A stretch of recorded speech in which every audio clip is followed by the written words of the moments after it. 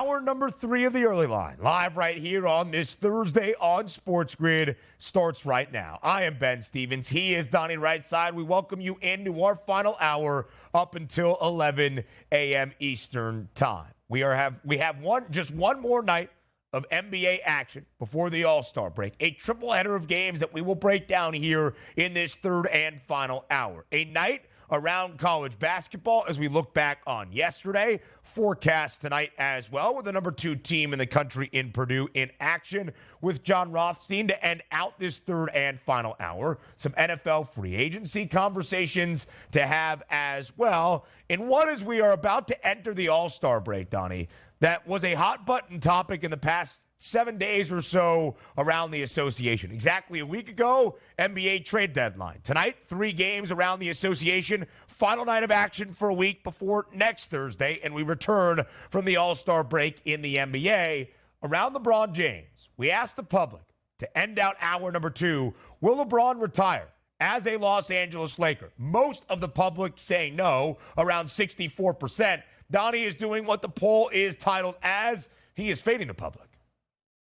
Yeah, I am fading the public in this spot here. 36% of us are the right side of this equation because I do believe when LeBron James went to Los Angeles, that was his desired final destination, and rightfully so. You got great weather out there. You play for one of the more iconic franchises in the history of professional sport, and then you're out there in Hollywood, and you can relax and make all your business ties as we welcome in the radio audience. You're watching and listening live to the Early Line Thursday morning edition. Donnie Rightside here with Ben Stevens, Sirius XM channel 159, talking a little LeBron James and those Lakers, and will he stay a Laker for life? I do believe he's not moving on because, again, Rich Paul said as much. No, LeBron James isn't going anywhere. It wasn't like they asked Jeannie Buss, hey, do you think LeBron James is going to retire Laker? Well, it's up to us. It's not up to the Lakers. It's actually up to LeBron James. I don't think he's going to chase another championship outside of Los Angeles. This is his final destination, Ben, and rightfully so. I'll fade the public here. Yeah, so I want to fade the public as well, Donnie. It makes a ton of sense for everything you are saying about LeBron remaining in Los Angeles, which I think is probably where things are trending. Again, it's year 21 of LeBron's career. He has expressed a desire to play with Bronny James in the NBA. Bronny currently in his freshman year at USC. Where he is going to be drafted, when he is going to be drafted, what we know is he would be draft eligible at the end of this year for this summer's 2024 NBA draft.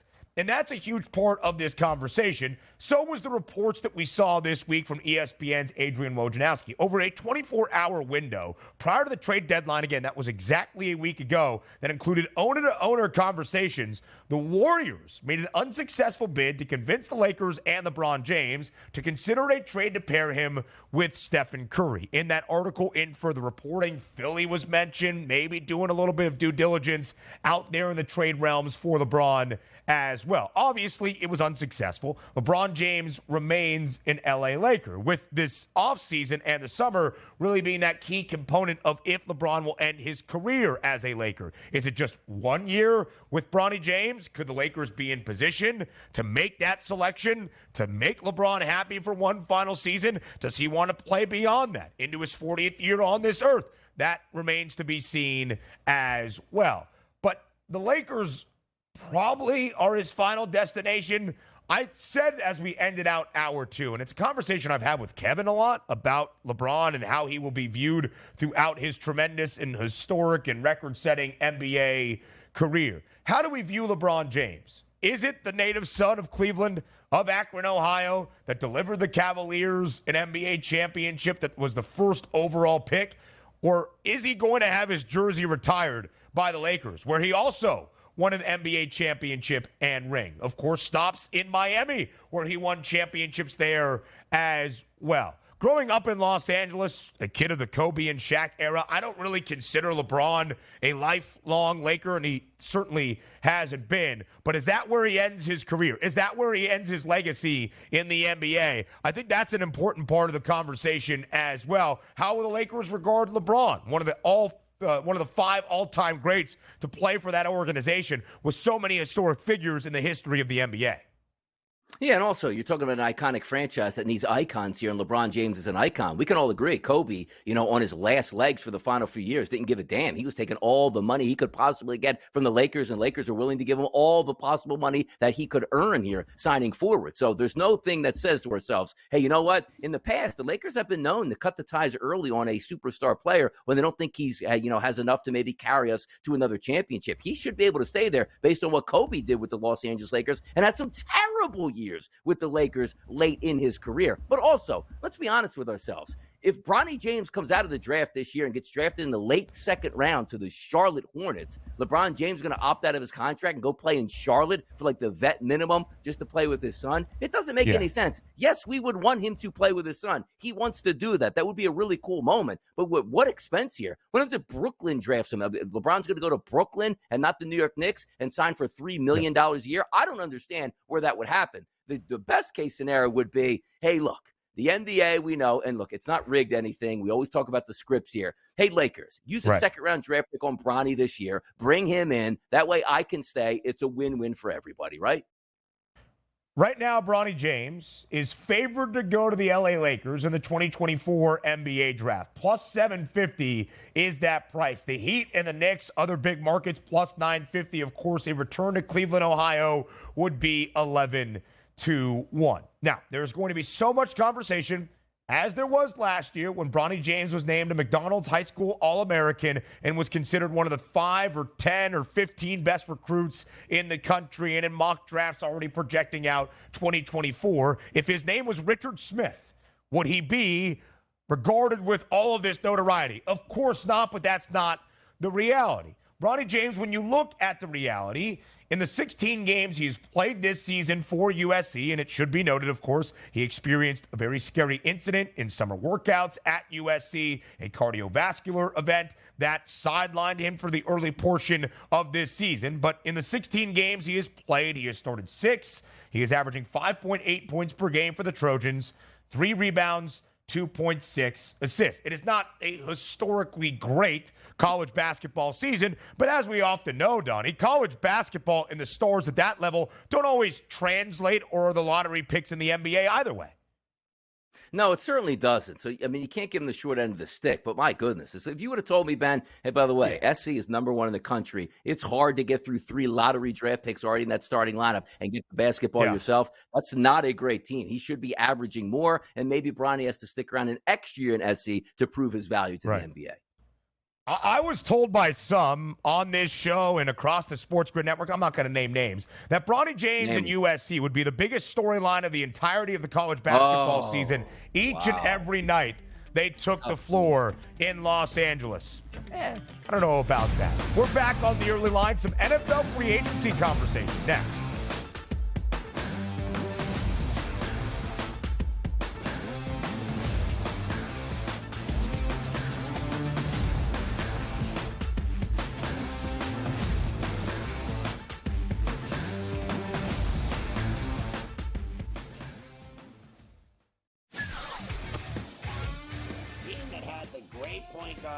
A great big that can block shots, a team that can play defense, and seniors that can put the ball in the hole. That's who you bet on. You don't bet on freshmen. You don't bet on teams that don't play defense. There you go. I mean, you got to run the guy over to call a foul in a tie game in that kind of a spot. That was a bad job by those refs. Pharrell Coast to Coast, only on SportsGrid. Another reason why they wanted the deadline is the number is 7.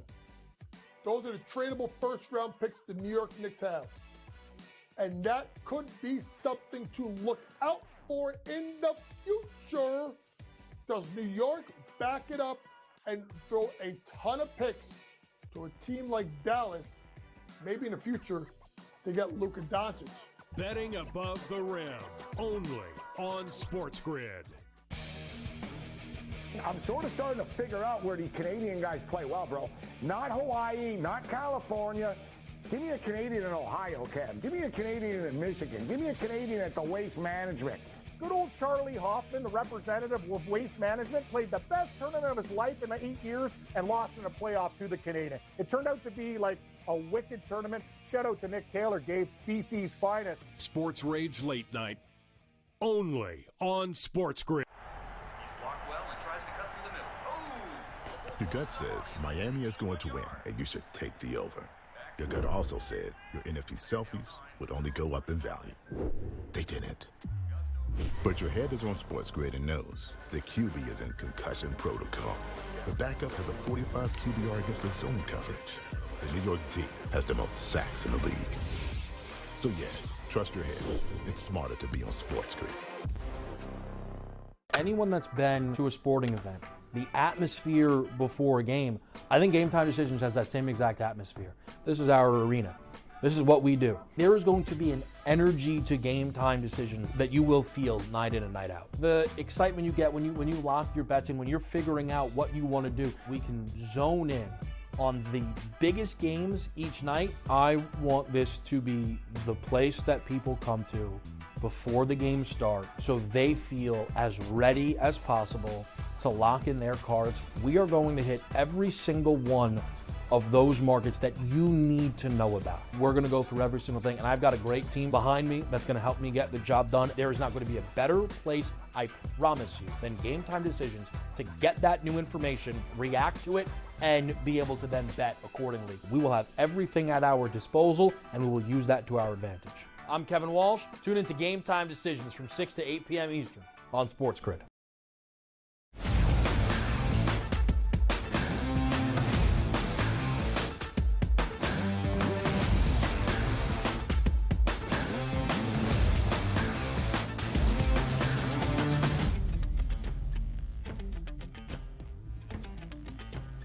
We are live right here on this Thursday on the early line. We continue to forecast the offseason and next year in the National Football League. It is never too early. It's Ben Stevens. It's Donnie Rightside, and now it's the man in the middle, Craig Mish, the host of Newswire, starting at 11 a.m. Eastern time. Craig, I'm glad to be back with you. I will be on Newswire today breaking down the NBA championship, Eastern and Western Conference odds as we get near the All-Star break in the NBA as well. I feel like it's been quite a long time, my friend.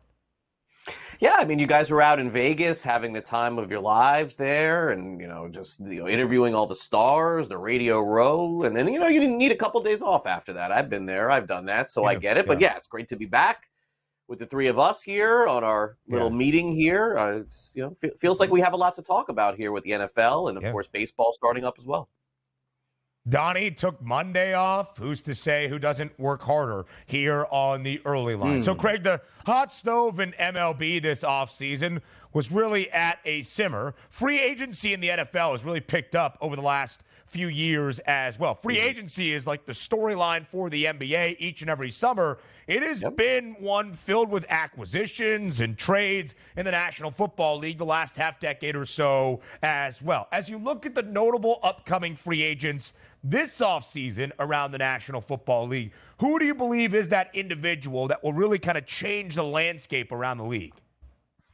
Yeah, well, look, I think Kirk Cousins, clearly, if he doesn't go back to Minnesota, I think that is the clear name to watch here because, again, I think that we undervalue the quarterback position, if that's even possible at this point. Just look at what happened in the NFL last year with all the backups playing and all the third stringers playing. I mean, Kirk Cousins is still probably a ways away from Canton, but I think that he is well on his way to getting a mega contract this offseason. And, clearly, statistically, he's one of the top 5, top 10 quarterbacks in terms of passing in the NFL. Yeah. So he's a needle mover wherever he ends up. The state of quarterbacking is just very poor at the moment, and I don't see that changing anytime soon. And then the other thing is that, protecting quarterbacks just hasn't really worked, Ben. Like, guys are getting hurt now at a historical rate as far as what we saw last year, too. So he would be the one. I'm curious where Mike Evans ends up if he leaves Tampa Bay. I'm not sure that he will, but this is a player I would guess that's going to want to chase winning and chase another Super Bowl. So, that's another name that I would keep an eye on just to see where things shake out for him. By the way, Kirk Cousins' bank account certainly on the way to Canton, the way he's managed his career here. Let me ask you a question about T. Higgins. Jamar Chase here, Craig, is going to break the bank. Do you think that the Cincinnati Bengals can afford both T. Higgins and also Jamar Chase, or should T. Higgins already be on the move now? Yeah, I think Donnie T. Higgins will be somewhere else. I think that, again, sometimes it's just about the time that you're a free agent, and that's where Higgins is. It's not like he's fantastic or anything like that, but his availability to other teams will probably have some team break the bank for him and sign him. And so look, certainly you look a couple of years ago what Jacksonville gave Christian Kirk. A lot of people scoffed at that deal. The first year for that deal was really good. I could see Higgins somewhere along those lines with a team that is maybe, near the bottom last year, but wants to make a push this year. Washington seems like a place probably, new owner wants to spend some money. I don't know the cap situations for every team, but I think Higgins is going to do fine financially and will leave Cincinnati. And I think that the Bengals probably feel like they could put Boyd in there or sign somebody else and just have a good number two. I thought Higgins was going to be a star in the NFL. He's been okay, but he's not been a star. When you look at the wide receiver market, Mike Evans, 10 years in Tampa Bay, all 10 years with at least 1,000 receiving yards as well. Donnie's made this point. Could the Chiefs be in the market for a number one wide receiver to get even better than the team that has won 3 Super Bowl championships in the last 5 years? There was a thought 2 years ago entering the AFC West that Russell Wilson would be the quarterback of the Denver Broncos to knock Kansas City off that perch in the division and keep the Chiefs from the promised land. Obviously did not work. It was a disaster in Denver for Russ in his 2 years there. What do you think Russell Wilson's future looks like, Craig, around the NFL? It's one of the few things you've had me on, I don't know how many times, hundreds and, whatever.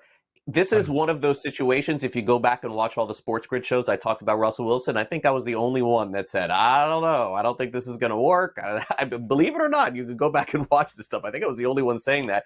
And the reason why, Ben, is because just simply put, I didn't like the last year that he had in Seattle. And then those training camp videos when they came out in Denver, I don't know. He didn't look in the best shape to me to start with. That's not to say that he could end up being in the Hall of Fame one day, but I think that the days of him cooking are done. I do. I don't think he's going to end up with a better coordinator than Sean Payton was in Denver. And so I feel like, Ben, he ends up on a team that ends up drafting a quarterback and, he takes over for a while and then gets supplanted, which is sort of a shame, but it takes nothing away from his incredible days in Seattle. Just kind of felt like, I don't know, to me, sometimes football takes a back seat at some point at somebody's career, and maybe it's not taken as seriously. And I don't know that to be a fact. I'm just guessing. That's what appeared to happen with Russell Wilson. Once he signed that contract with Denver, he was just kind of like, I'm just going to be who I was, and he wasn't the same.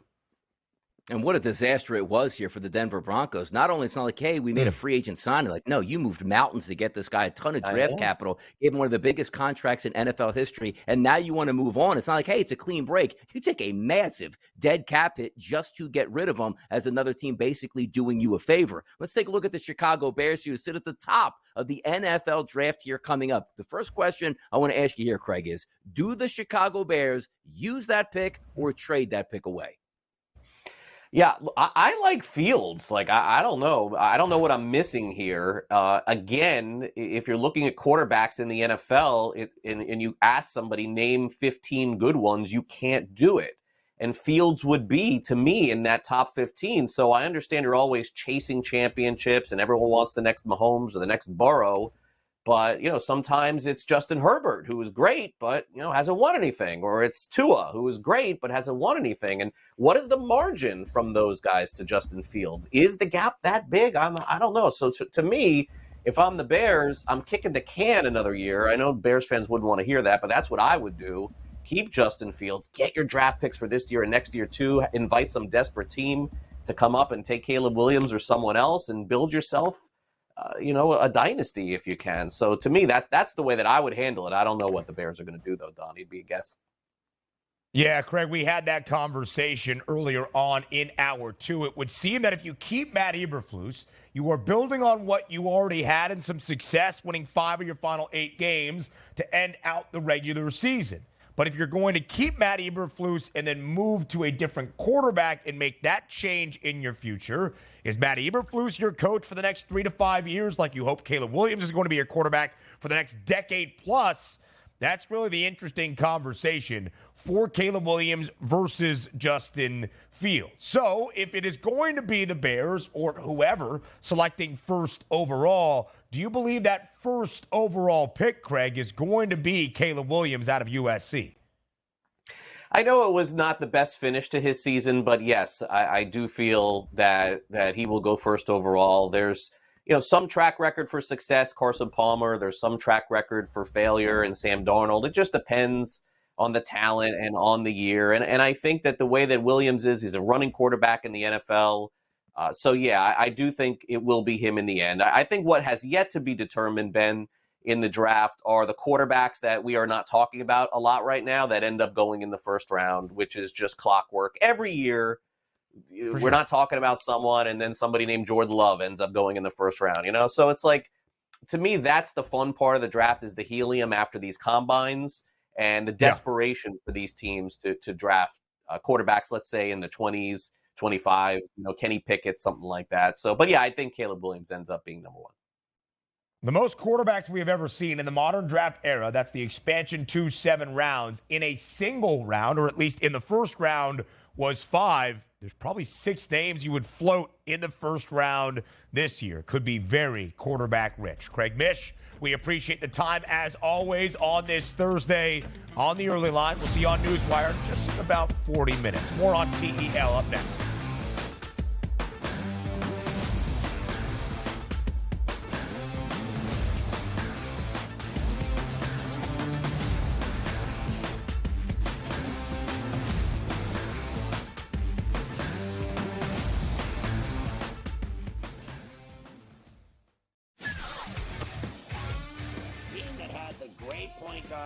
A great big that can block shots, a team that can play defense, and seniors that can put the ball in the hole. That's who you bet on. You don't bet on freshmen. You don't bet on teams that don't play defense. There you go. I mean, you got to run the guy over to call a foul in a tie game in that kind of a spot. That was a bad job by those refs. Pharrell Coast to Coast, only on SportsGrid. Another reason why they wanted the deadline is the number is 7. Those are the tradable first-round picks the New York Knicks have. And that could be something to look out for in the future. Does New York back it up and throw a ton of picks to a team like Dallas, maybe in the future, to get Luka Doncic? Betting above the rim, only on SportsGrid. I'm sort of starting to figure out where these Canadian guys play well, bro. Not Hawaii, not California. Give me a Canadian in Ohio, Cam. Give me a Canadian in Michigan. Give me a Canadian at the Waste Management. Good old Charlie Hoffman, the representative of Waste Management, played the best tournament of his life in the 8 years and lost in a playoff to the Canadian. It turned out to be like a wicked tournament. Shout out to Nick Taylor, gave BC's finest. Sports Rage Late Night, only on SportsGrid. Your gut says Miami is going to win, and you should take the over. Your gut also said your NFT selfies would only go up in value. They didn't. But your head is on SportsGrid and knows the QB is in concussion protocol. The backup has a 45 QBR against the zone coverage. The New York D has the most sacks in the league. So yeah, trust your head. It's smarter to be on SportsGrid. Anyone that's been to a sporting event, the atmosphere before a game, I think Game Time Decisions has that same exact atmosphere. This is our arena. This is what we do. There is going to be an energy to Game Time Decisions that you will feel night in and night out. The excitement you get when you lock your bets in, when you're figuring out what you want to do, we can zone in on the biggest games each night. I want this to be the place that people come to before the games start so they feel as ready as possible to lock in their cards. We are going to hit every single one of those markets that you need to know about. We're going to go through every single thing, and I've got a great team behind me that's going to help me get the job done. There is not going to be a better place, I promise you, than Game Time Decisions to get that new information, react to it, and be able to then bet accordingly. We will have everything at our disposal, and we will use that to our advantage. I'm Kevin Walsh. Tune into Game Time Decisions from 6 to 8 p.m. Eastern on SportsGrid.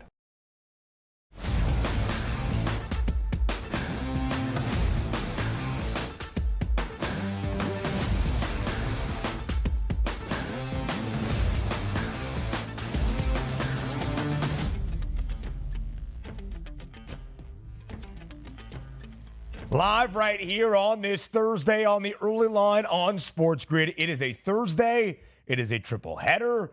That is 3 around the association tonight, and it is the final night before the All-Star break here in the 2023-24 NBA season. 3 more games before we enter the break, All-Star weekend in Indianapolis. It's not the exact midway point of this NBA campaign. Most teams into the 50s. We've talked 52, 53, 54, 55, 56 games so far in this NBA season. So it's a time to figure out where your team is trending down the home stretch once we return from the All-Star break exactly a week from today. 3 more games before we get to the break tonight in Indianapolis. We start in the grind city. It's the Bucks and the Grizzlies, 11.5-point spread in favor of Milwaukee. The over-under 223. Bucking need this one is right. The Bucks under Doc Rivers, 3-6. Their most recent game against the Miami Heat, they lost by 26 points. Does Milwaukee get it tonight on the road in Memphis? And if they do, can they cover as double-digit favorites?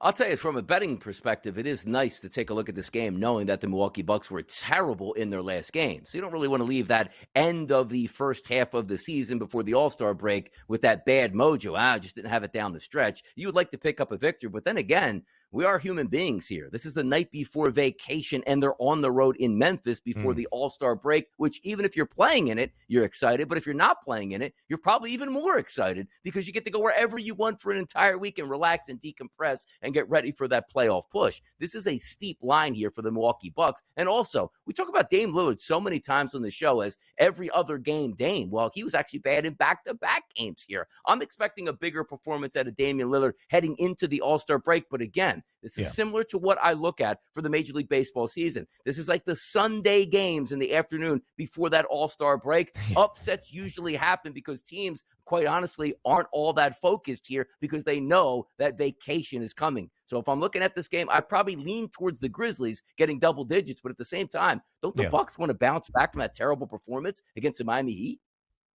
There is also that idea, right? That kind of edge of the equation that you just entered in. It has been a tumultuous first half, first 50-plus games of this NBA season for the Bucks, despite the fact that Milwaukee overall still the 3rd best record in the Eastern Conference, 15 games above 500, 35-20. But when you fire your rookie head coach because of the disaster that it was in the locker room, despite success on the basketball floor, not living up to expectation of being a true Eastern Conference and NBA championship contender, to bring in Doc Rivers, to see these results so far in a small, albeit 9-game sample size, not what you're hoping for, not a smooth ride for Milwaukee. By the way, the 9 games under Doc Rivers, they have gone under in 8 of those 9. Milwaukee, Donnie, is one of the worst cover teams in the NBA. Laying 11.5,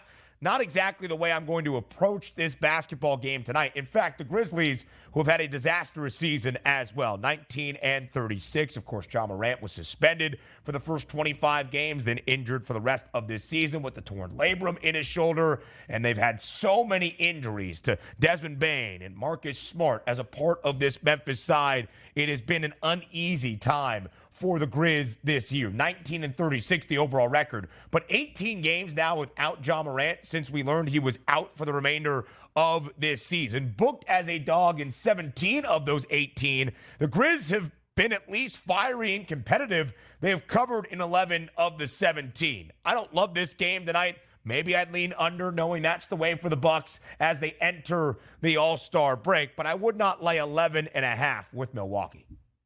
No, certainly not. And also keep in mind, you brought up Doc Rivers. Comes over 9-game sample size, 3-6, one of the more talented rosters in the NBA. That's not great, but also keep in mind, from a Milwaukee Bucks standpoint, this wasn't like, okay, we're going to move on from Griffith. Let's just get a veteran coach in here for the rest of the year to see if they can ignite these guys. Doc Rivers has a $40 million contract that's set to expire in 2027. So if we didn't start out that great here, and tonight you take a loss as yet again a double-digit favorite to an inferior team heading into the break, this looks like it has disaster written all over it. Now, granted, still a long way to go before the playoffs here, but Doc is there for the long haul. This isn't a look-see at this point, Ben. 21-33-1 against the spread. That is the Bucks' cover numbers this year. Their ATS record. That is the third worst in the NBA. Only Charlotte and Atlanta have worse cover percentages than the Milwaukee Bucks. It's part of the reason that led to the dismissal of Adrian Griffin. Even when they were winning games, it was not at the level they expected there in Wisconsin. So as we move it forward, Golden State in a matchup tonight, second leg of a back-to-back, a change of venue for the Dubs. This one on the road in Salt Lake against the Utah Jazz. Golden State booked as a slight road favorite, laying 2 points on the road, over under 239.5. Last night, Golden State double-digit lead in the fourth quarter at home against the Clippers, trying to win their sixth consecutive game. They squandered that double-digit lead. They ended that 5-game win streak. Now they go on the road, second leg of a back-to-back before the All-Star break. What do you expect tonight in Salt Lake? Yeah, how about, by the way, Utah Jazz last night playing in Salt Lake got hammered by the Los Angeles Lakers. So both of these teams on a back-to-back playing in elevation with the All-Star game on deck. I'm not even looking at a side here, Ben. I just look at that total, which is approaching 240, and say, give me the under here. Are we sure Steph Curry's playing this game? Klay Thompson, who was terrible last night. Maybe Draymond gets the night off. And certainly from a Utah Jazz perspective, they also, as we said, played last night. I think that tempo is going to be a little bit slower. And once we get into the second half, a lot of these guys are going to be checking their watches to see where that net jet approval is coming through and how quickly they can leave the arena to get out of Salt Lake. Golden State in that 5-game win streak, covered in all 5 wins, under in all 5 victories. Last night they lose, they do not cover, game goes over. Utah over in 3 of their last 4 games. On a 3-game losing skid, and as Donnie mentioned, lost by a ton last night at home against the Lakers, 138-122, the victory for the Lake Show. But Utah this year, the best home cover team in the NBA, 18-8. Against the spread. 69.2% is that cover percentage, covering by an average margin of more than 6 points per game. It feels like a squeaky spot getting 2 points at home in Salt Lake right before the All-Star break. But the Dubs right now, even 500, where things stand, 26-26, and Steph Curry reiterated after last night's loss, Golden State has no margin of error if they want to be in the postseason once again. As we look at the props, Brandon Podjemski has been huge out of Santa Clara in his first year for this Golden State side. I don't believe he has a number listed just yet. He does not, but that would be an area I keep an eye on. Steph Curry does have a number. 41 points last night. 29.5 is his points prop. He has made at least 7 threes in 4 consecutive games. That's an NBA record. He had 9 triples last night against the Clips.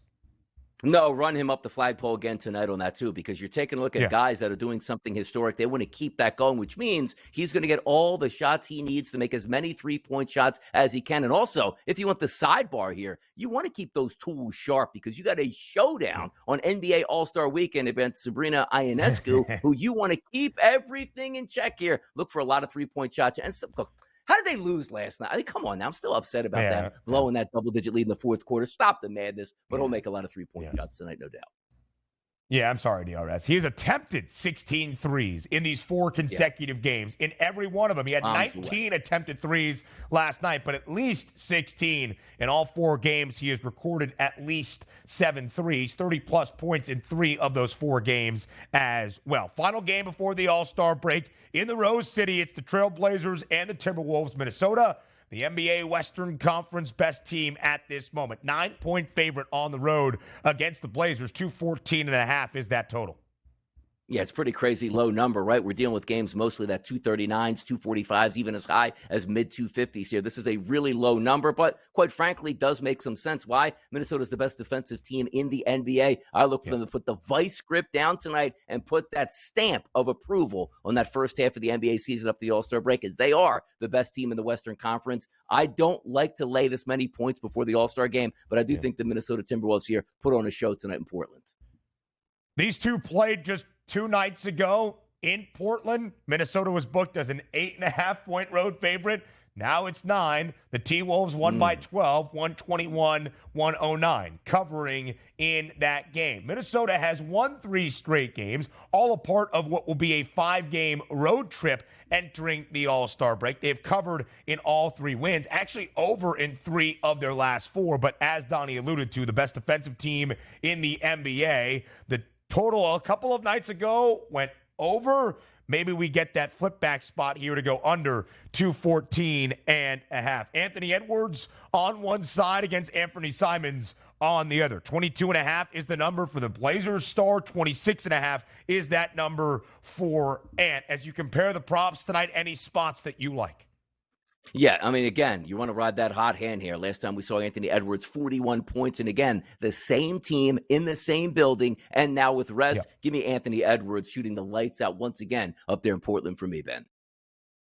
So here we are, 3-game slate, triple header on this final night of action before the All-Star break this weekend in Indianapolis. Minnesota will enter the All-Star break with the best record in the Western Conference, even if somehow they lose outright tonight as a 9-point road favorite in Portland. They would still have a half-game advantage over the Oklahoma City Thunder. And so when we emerge out of the All-Star break, pay attention to those conference odds. In the Western Conference, OKC and Minnesota, 2 best records. T-Wolves plus 750, OKC 8-1 alongside Phoenix for that 4th best price to win the West.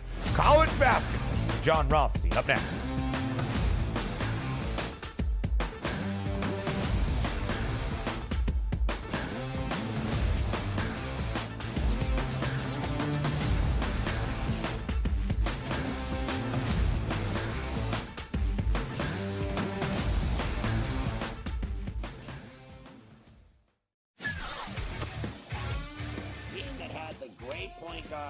A great big that can block shots, a team that can play defense, and seniors that can put the ball in the hole. That's who you bet on. You don't bet on freshmen. You don't bet on teams that don't play defense. There you go. I mean, you got to run the guy over to call a foul in a tie game in that kind of a spot. That was a bad job by those refs. Pharrell Coast to Coast, only on SportsGrid. Another reason why they wanted the deadline is the number is 7. Those are the tradable first-round picks the New York Knicks have. And that could be something to look out for in the future. Does New York back it up and throw a ton of picks to a team like Dallas? Maybe in the future, they get Luka Doncic. Betting above the rim, only on SportsGrid. I'm sort of starting to figure out where the Canadian guys play well, bro. Not Hawaii, not California. Give me a Canadian in Ohio, Cam. Give me a Canadian in Michigan. Give me a Canadian at the Waste Management. Good old Charlie Hoffman, the representative of Waste Management, played the best tournament of his life in the 8 years and lost in a playoff to the Canadian. It turned out to be like a wicked tournament. Shout out to Nick Taylor, gave BC's finest. Sports Rage Late Night, only on SportsGrid. Your gut says Miami is going to win, and you should take the over.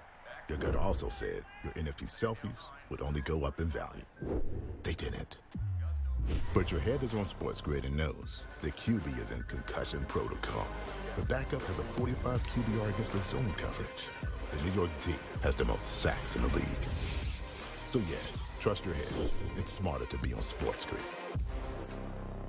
Anyone that's been to a sporting event, the atmosphere before a game, I think Game Time Decisions has that same exact atmosphere. This is our arena.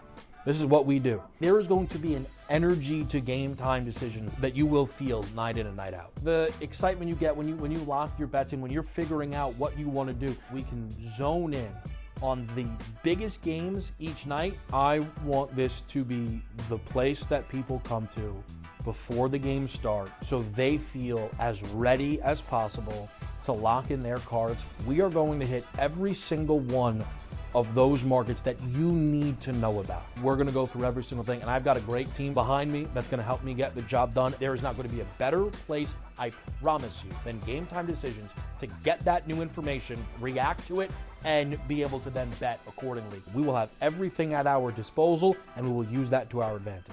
I'm Kevin Walsh. Tune into Game Time Decisions from 6 to 8 p.m. Eastern on SportsGrid.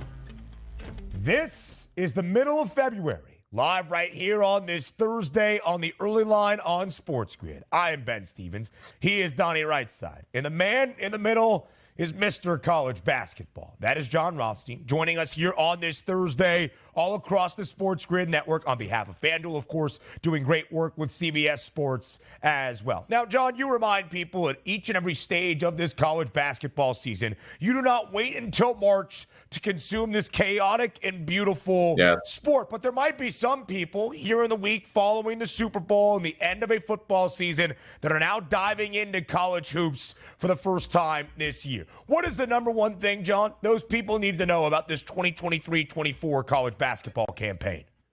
We have a chance to have a repeat national champion in UConn for the first time since Billy Donovan won back-to-back national championships at Florida in 2006 and 2007. You have a team in Purdue that went through the biggest upset in the history of the NCAA tournament last year when it lost to Fairleigh Dickinson, with the majority of its nucleus back, that has a chance to truly bookend what would be a dramatic turnaround in approximately 365 days when you think about the loss to a team that could go to a Final Four for the first time in program history since 1980. And we have a team in the Mountain West, Utah State, that did not return a single point from last season, led by a first-year coach in Danny Sprinkle, that has a chance to win a conference regular season title in a year where the conference could get 6 of its 11 teams in the NCAA tournament, which would be a record. And it's also coinciding with the year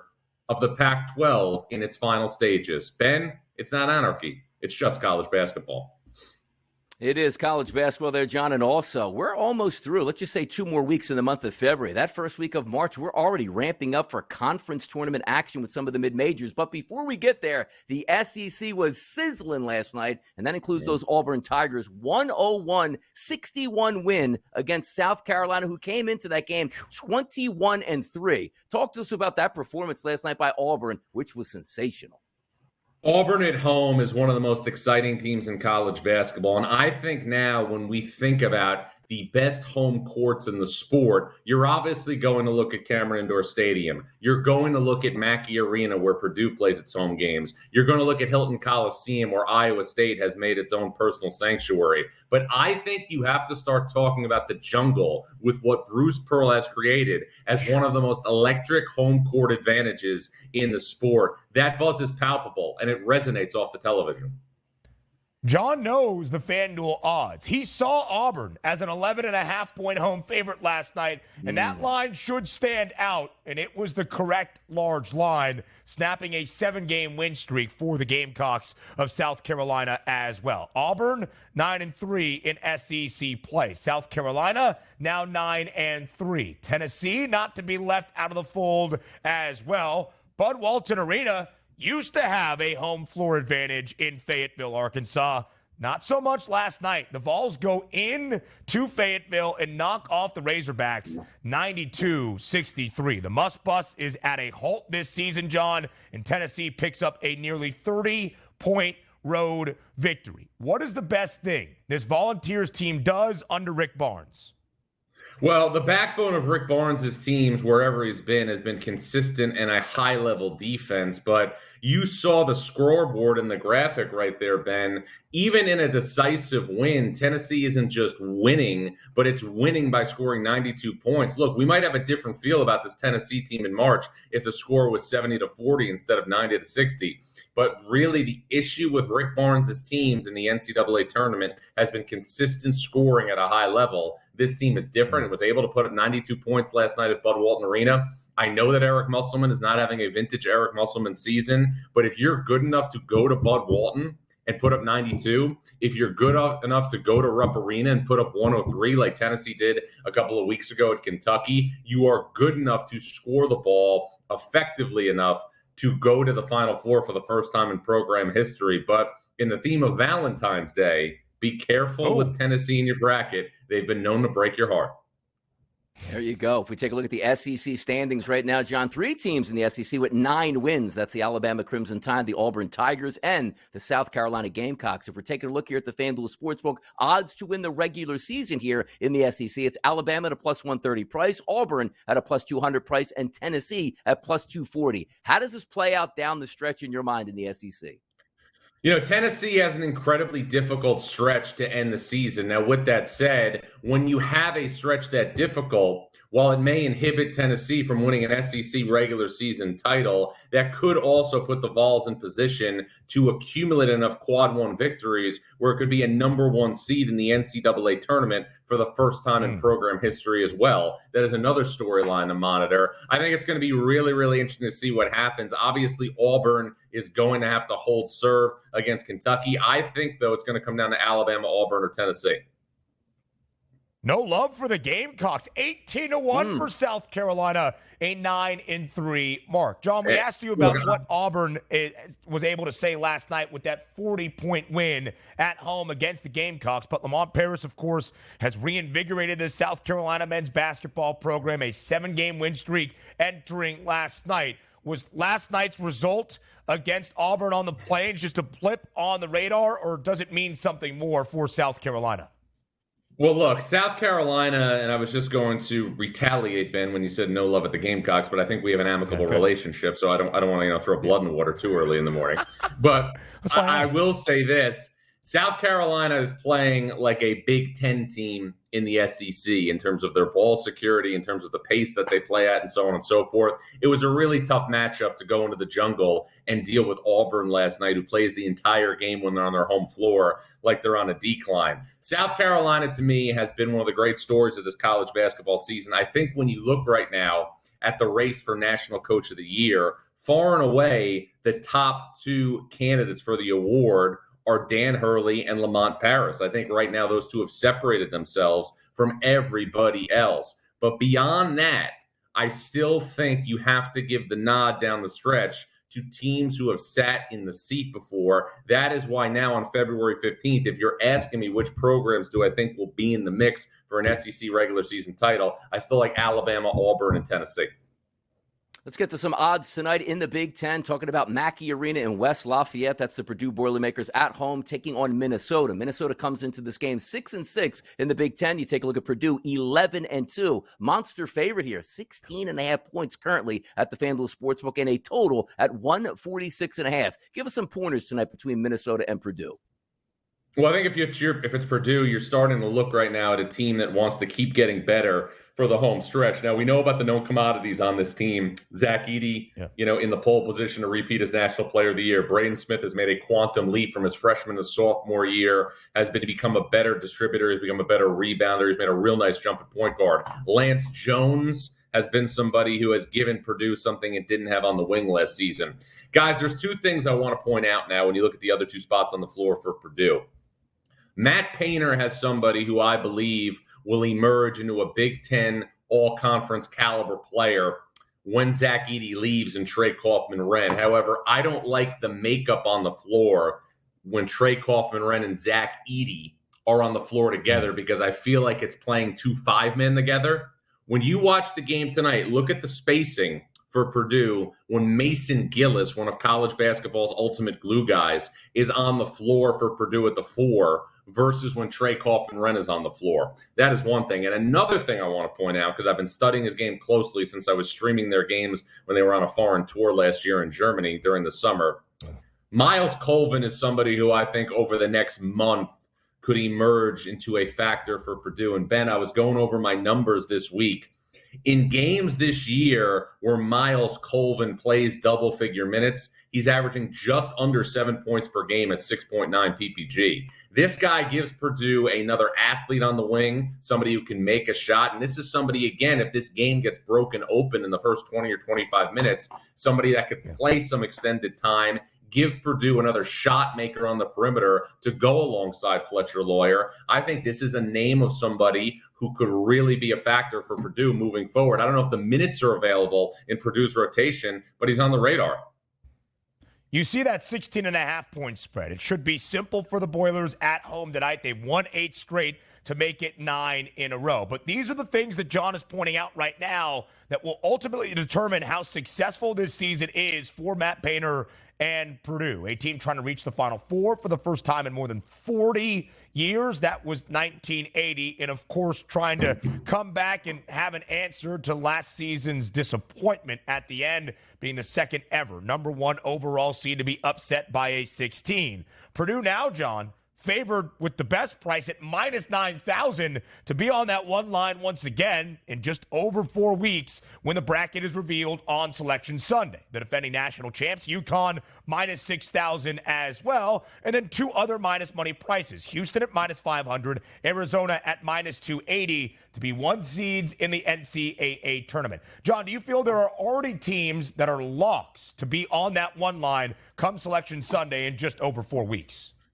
Purdue and UConn are in great shape. You know, Ben, as you know, I release a bracket projection every single Friday. Purdue, UConn, Houston, and Arizona are my 4 number 1 seeds as of today. But I want to point this out. If Marquette can beat UConn on Saturday in Hartford, I would move Marquette to the 1 line and give the Big East a second number 1 seed. I think the Big East this year, you know, has tremendous volume in the league. I think we have 3 teams that have separated from the rest of the conference in UConn, Marquette, and Creighton. And I don't know how much NCAA tournament representation the Big East is going to get in the NCAA tournament because we have so many teams close to the bubble.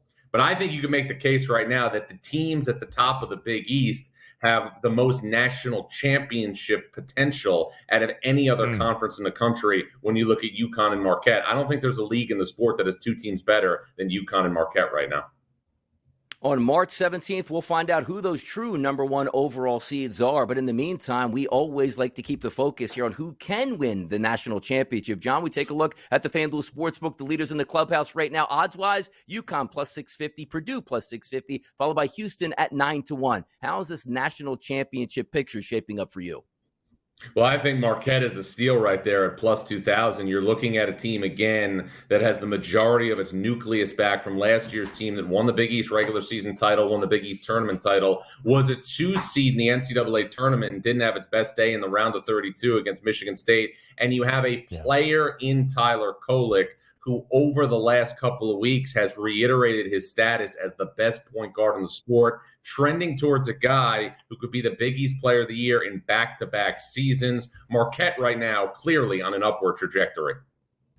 20-1, that price on Shaka Smart's Golden Eagles. I think that is a team to watch very closely as we approach Selection Sunday. But we still have over 4 weeks to go at the high major level until we get there before we even dive into conference tournaments and the like into the month of March. This is only February 15th, and that is John Rothstein. John, we appreciate the time as always. Thank you for being here on this Thursday on the Early Line. Thanks, Ben. We sleep in May. We do certainly sleep in May. A best bet on this Thursday. Maybe it's a triple header in the NBA. Maybe it's a game in college basketball. Could it be history tonight in Iowa City? We'll give you a best bet before we depart. Up next, live right here on the Early Line.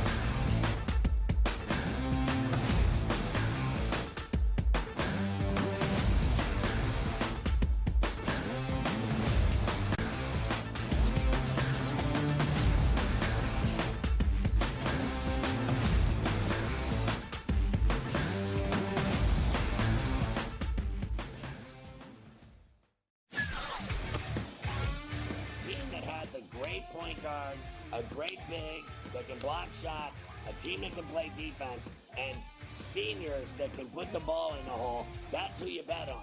You don't bet on freshmen. You don't bet on teams that don't play defense. There you go.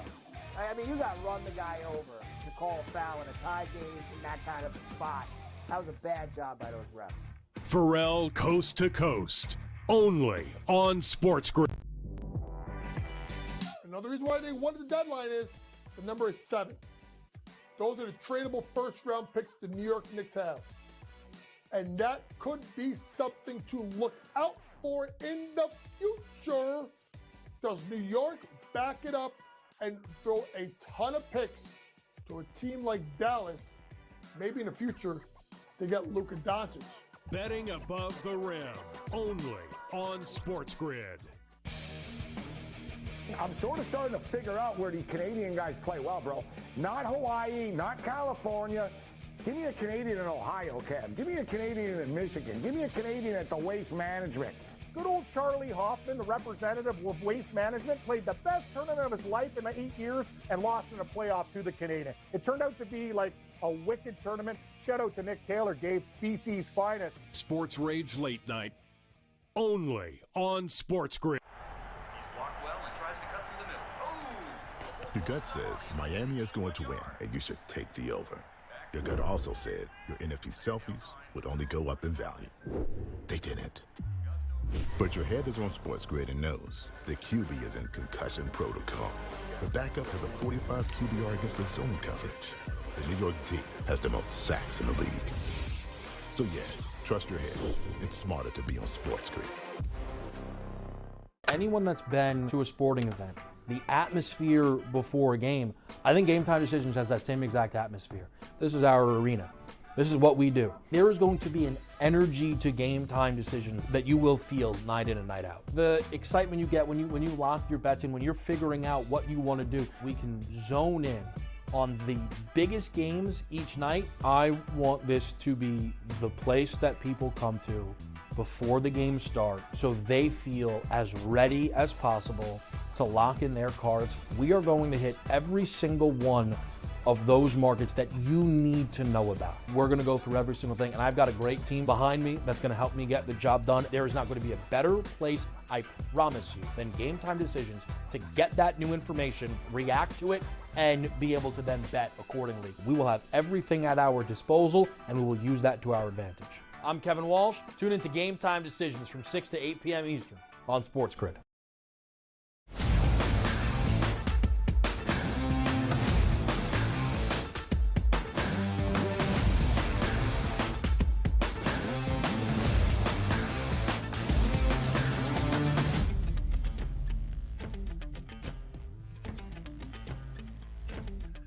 Welcome back to the early line. Live right here on this Thursday, all across the SportsGrid network. Just a few more minutes before we leave on this Thursday. I am Ben, he is Donnie, but even as we go, the SportsGrid app always remains available for download at both the Apple and the Play Store. Scan that QR code on your screen in a matter of moments. All of our insight and information available in the palm of your hand. That includes 5-star plays. Those are known as best bets in the SportsGrid app. So are these. Before we say farewell and before we say goodbye, it is time for bye.